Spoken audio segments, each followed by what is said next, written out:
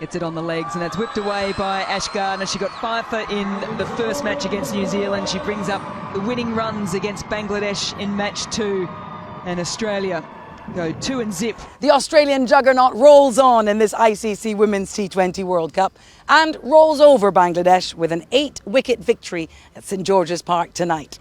I'm Alex Jordan, and this is the Digital Daily.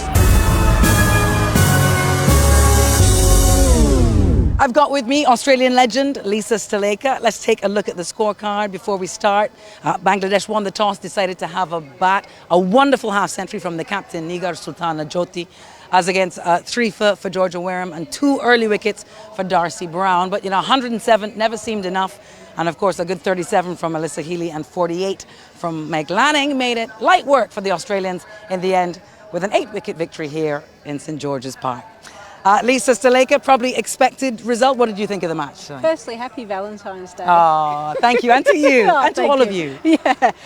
Look, it was an interesting performance. I think the Australians, given that they're going to be playing a number of matches here at St George's Park, they found the pitch a little bit more trickier than what they expected in the chase.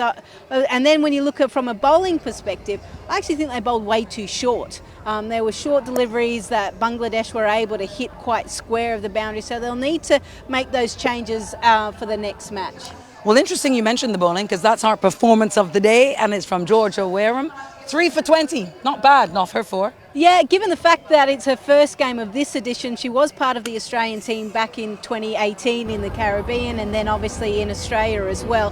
Had an ACL injury that has kept her out of the game for 18 months really. Came back into domestic cricket for Victoria, bowled well. They decide to drop Jess Jonathan, who's an experienced campaigner for the Australian team, but she comes in and picks up 3 for 20. I think the selectors and the captain are pretty happy. Yeah, indeed. Well, they've got lots to be happy about. Another wonderful spell as our future star, Darcy Brown, 2 for 23, and she picked up 2 early ones.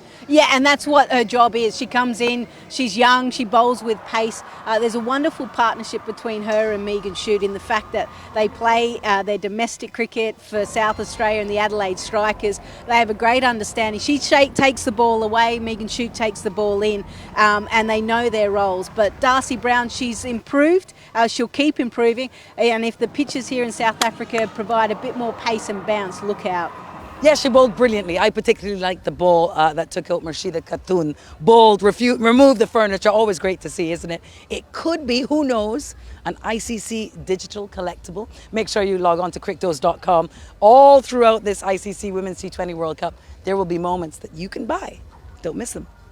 Well, it wasn't all bad news for Bangladesh, Lisa. Obviously, Captain Jyoti was fantastic at the top. Batted with a lot of intent, looked aggressive from the start. Yeah, and the word is intent there, Alex. I mean, the fact that she was able to pick up length really well, she cut and she pulled well. And then when Alana King decided, okay, I'm just going to toss the ball up, she said, I can dance down the pitch as well and knock you back over your head for 6. So, highest score from a Bangladesh batter against one of the top nations. Yeah, a wonderful knot from Captain Jyoti. That's why she wears the number 1 on her back. Ladies and gents, download the official T20 World Cup app. Make sure you don't miss any of the action and log on to t20worldcup.com as well. All right, great to see you here. Thank you to Lisa Sthalekar. Thank you to all of you. That's it for us.